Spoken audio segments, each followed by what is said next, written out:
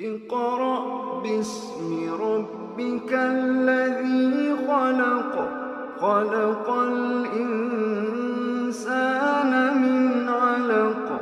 اقرأ وربك الأكرم الذي علم بالقلم علم الإنسان ما لم يعلم كلا إن الإنسان ليطغى